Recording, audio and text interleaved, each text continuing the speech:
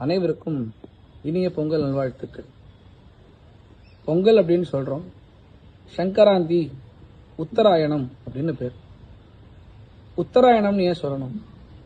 உத்தரம் என்றால் உயர்ந்தது என்று அர்த்தம். உயர்ந்த என்றால் இந்த மார்கழி மாசம் இந்த 30 நாளும் பிரம்ம முகூர்த்த காலம் என்று தேவர்களுக்கு பேர். பொதுவாக 2 பட்சம் சொல்லுவோம். ஒன்று உத்தரபக்ஷம், இன்னொன்று தட்சிணபக்ஷம்னு சொல்லுவோம்.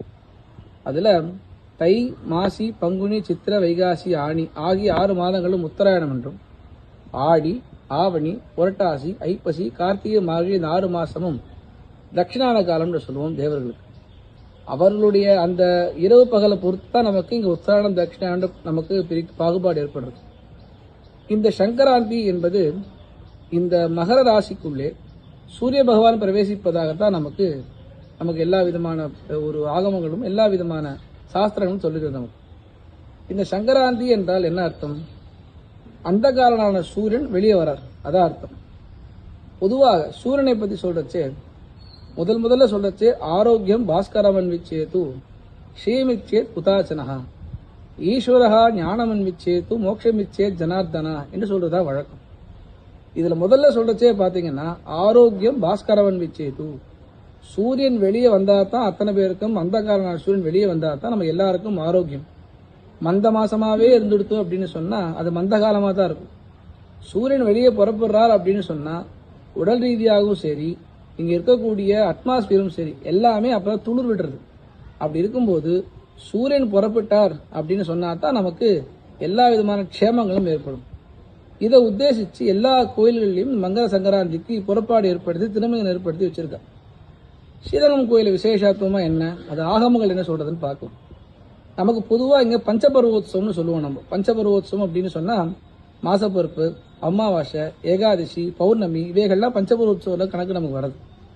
அப்படி இருக்கும்போது ஸ்ரீரங்கத்துல 3 மாச பிறப்புக்கு மட்டும்தான் இங்க நமக்கு புறப்பாடு ஏற்படுத்துறாங்க. அதாவது புண்ணிய காலத்துக்கு மட்டும் புறப்பாடு ஏற்படுத்துறதாக இங்க ஸ்ரீரங்கத்தில் வச்சிருக்காங்க. அதுல பார்த்தீங்கன்னா சித்திரை 1ஆம் தேதி புறப்படுவார், ஐப்பசி 1ஆம் தேதி புறப்படுவார், தை 1ஆம் தேதி புறப்படுவார். இதை உத்தேசிச்சு ஆகமல் என்ன சொல்றது அப்படின்னா திரிவிதோத்சவம்னு சொல்லுவோம். 3 விதமான உற்சவங்கள், நித்தியம், நைமித்திகம், காமியம் என்று 3 விதமான உற்சவங்கள் இருக்கு. இதுல நித்தியோத்சவங்கள் என்ன அப்படின்னா நமக்கு நடக்கக்கூடிய எல்லா பக்ஷோத்சவ, மாசோத்சவ, பிரம்மோத்சவ, சம்வத்சரோத்சவ, விவிதோத்சவம் எல்லாமே நித்தியோத்சவம் தான் நமக்கு. அடுத்து நைமித்திகமான உற்சவம்னா என்ன? இந்த கொரோனாவில் ஏற்படுற விபத்தோ, உற்சவங்கள் நடக்க முடியாம இருந்து அது பிறகால் நடத்துறதோ, இவைகள்லாம் கிரகண காலங்கள், இதெல்லாம் நைமித்திக உற்சவம்னு சொல்லுவோம். அடுத்தது காமியாதி உற்சவங்கள். காமியம்னா என்ன அப்படின்னா ஒரு பொருளையோ ஒரு அர்த்தத்தையோ வேண்டி நம்ம பெருமாள் இடத்தை பிரார்த்தனை பண்ணி வாங்கியது காமியாதி உற்சவங்கள்னு பேர். இந்த உற்சவம் தீபாவளி உற்சவம்னா காமியாதி உற்சவங்கள். என்ன காமியம் ஏற்படுத்த போறோம்? மோக்ஷோத்சவம் உட்பட அப்படிதான். மோட்சத்தை உத்தேசம் நம்ம உற்சவத்தை பண்றோம். மோக்ஷோத்சவம், தீபாவளி, இந்த சங்கராந்தி எல்லாமே தர்மார்த்த மோட்சங்கள்ல வருது. நமக்கு ஐஸ்வர்யத்தை உத்தேசிச்சு இந்த உற்சவத்தை பண்றோம். நம்ம தீபாவளி சொல்லச்சு என்ன சொன்னோம்? அந்த ஷாலி அலங்காரத்தை பெருமாள் திருவிழா வச்சு பைசா எடுத்து போறான்னு சொன்னோம் இல்லையா? அதே மாதிரி இந்த உற்சவம் ஆகமத்துல லோகக்ஷேமத்திற்காக, ராஜராஷ்டிர அபிவிருத்தியத்திற்காக, இங்க இருக்கக்கூடிய சகல ஜனங்களுக்கும் எல்லா கைங்கரியனும் ஐஸ்வர்யம் கிடைக்க வேணும்ன்றதுக்காக பண்றது. சரி, ஐஸ்வர்யம்னா என்ன ஐஸ்வர்யம் கிடைக்க போறது? அதை சொல்லிக் கொடுத்த லக்ஷ்மணன். பவாம்ஸ்து சக வைதேஷ்யா கிரி சானுஷ்ய ரம்யதே அகம் சர்வம் கரிஷ்யாமி ஜாகிர சுபதஸ்யதே. நமக்கு ஐஸ்வர்யம்னா என்ன அப்படின்னா மோட்சத்தை ஏற்படுத்தி பெருமாளுக்கு கைங்கரியத்தை பண்றது நமக்கு ஐஸ்வர்யம். அப்பேற்பட்ட ஐஸ்வர்யங்கள் எல்லாம் கிடைக்கணுன்றதுக்காக தான் இந்த உற்சவத்தை நடத்தியிருக்கா. இது எப்படி விவரணமா சொல்றா அப்படின்னா மார்கழி மாசம் 30 நாளும் நமக்கு திருப்பள்ளியட்சியில அந்த ஸ்வீட் பொங்கல், அதாவது நம்ம ஸ்வீட் பொங்கல் சொன்னாதான் புரியுது, அந்த குலாண்டம், அந்த சக்கரை பொங்கல் மாதிரி பண்ணி அதில் காய்கறி கரும்பு ஏற்படுத்தி பண்றது. கார்த்தால பிரம்மமுகூர்த்த காலத்துல நல்லா புதமா விடினு பண்றது. அதே போல இந்த தை 1ஆம் தேதியும் க்ஷேமரத பொங்கல் அம்சி பண்ணுவா. அது எதுக்கு பண்றான்னா ஐஸ்வர்யத்தை உத்தேசிச்சு பண்றோம். பெருமாள் முதல்ல சங்கராந்திக்கு புறப்படுறார், சக்கர பொங்கல் தடிகாம செஞ்சு பெருமாள் இங்கிருந்து புறப்படுறதாக ஐதீகம். இது ஆகம ரீதியா இருக்கு. அடுத்தது கோயில் எப்படி நடக்கிறது அப்படின்னா புறப்பாடு கண்ட்ரோல்ற பெருமாள் எப்படி புறப்பாடு கண்ட்ரோல்றாரு அப்படின்னா இந்த உற்சவத்துல இந்த மாச பிறப்புல மட்டும் பார்த்தீங்கன்னா ஐஸ்வர்யத்தை உத்தேசி பண்ண சொல்றோம் இல்லையா? ஸ்ரீதேவி பூமி தேவியோட பெருமாள் திருச்சிவியில புறப்படுறார், சகல சர்வாபரணங்களும் தரித்துக்கிறார்.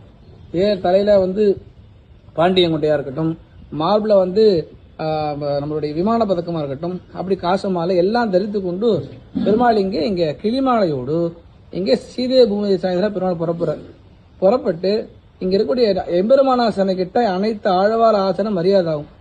இந்த ஆழ்வார் ஆசனையில பெரும்பாலும் தாயார் சொன்ன 6 பேர் இருப்பா. சால பெரும்பரையர், பல்லாண்டு சிற்பர், தோலாவழக்கர், கொடி, விதானம், மாலிழி சொல்லக்கூடிய இவ 6 பேரும். அடுத்து பெரியாழ்வார் பெரியாழ்வார், பொய்கி பூத்தார் பெரியாழ்வார் 3 பேருக்கும் அங்க மரியாதை ஆகி நேரம் அரங்காமண்டபத்தை பிரவேசிக்கிறார். பிரவேசம் திருமந்தி காப்பு கண்டவழி இந்த மண்டபத்துக்கு எழுந்துள்ளார். இந்த வருஷம் நமக்கு எப்படி ஏற்பட்டிருக்கு அப்படின்னு சொன்னா திருமஞ்சனம் உண்டு. எல்லா சங்கராந்தி புறப்பாடு திருமஞ்சனம் உண்டு. பெரும்பாலும் இந்த சங்கராந்தி உற்சவமானது அத்தியன உற்சவத்திலேயோ பிரம்மோற்சவத்திலேயோ கலந்துரும். அப்படி இருக்கச்சே என்ன ஆகும்னு சொன்னா பெருமாள் அங்கே எழுந்துரடி திருப்பாவை 30 சாத்தமர் திருப்பாவை பாட்டு மட்டும் சாத்தமராகி திருப்பி கிளம்பி மூலஸ்தானம் வந்துருவார். ஆனா இந்த வருஷம் பிரத்யேகமாக பெருமாள் என்ன எழுதுறா அப்படின்னா எந்த உற்சவமும் கலக்கல நமக்கு. அதனால என்ன பண்ற பெருமாள் அந்த திருவாமணி மண்டபத்துல முதல் அத்தியன உற்சவ மண்டபம் இருக்கும். அதுக்கு பின்னாடி மண்டபம் சங்கராந்தி மண்டபம். அங்கே பெருமாள் எழுந்தருளி ஆழ்வார்கள் பின்னாடி எழுந்தருளி இருப்பார். திருமஞ்சனமாகும். திருமஞ்சனமானவுடனே அரையர் முக்கியன மார்கழி மாசம் பாடக்கூடிய 30 திருப்பாய பாசனம் பெருமாள் முன்னே பாடப்பட்டு திருத்தலா கோஷ்டி கண்டோட பெருமாள் திருத்தலா சேபா பெருமாள் திருடைய தாத்துமரி தாருடைய வாழ் திருநாமங்கள்லாம் பாடி இங்க பெருமாளுக்கு திருத்தலா கோஷ்டி நடக்கும், தீர்த்த கோஷ்டி நடக்கும், எல்லாம் நடக்கும். இப்படி தாயாருடைய 30 பாசனங்களும் பாடியது திருமஞ்சனம் கண்டருளி திருப்பி பெருமாள் திருச்சிவிகளை எழுந்தருளி மூலஸ்தானம் சென்றுள்ளார். இதுதான் இந்த உற்சவ காரியக்கிரமம் பிறங்கள் வச்சிருக்கிறதும் ஆகம் ரீதியா என்னன்னு பார்த்தோம். இந்த உற்சவம் எல்லாரும் கலந்து கொண்டு ஐஸ்வர்யத்தை உத்தேசம் பண்ணோம்னு சொன்னோம். ஐஸ்வர்யம்னா என்ன ஐஸ்வர்யம்? கைங்கரியம் தான் நமக்கு ஐஸ்வர்யம். அந்த கைங்கரிய உத்தேசிக்கணும். பெருமாளுடைய திருமஞ்சனம் கண்டுறது சர்வ பாவங்களையும் போக்குறது.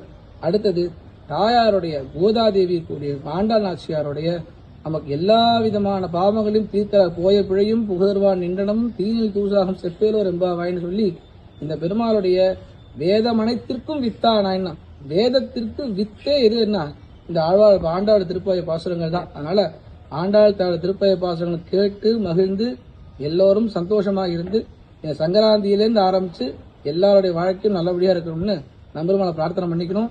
எல்லாரும் இந்த உற்சவம் அவசியமா கலந்துக்கணும்னு நம்பெருமாள் துணைக்காக பிரார்த்திக்கும்.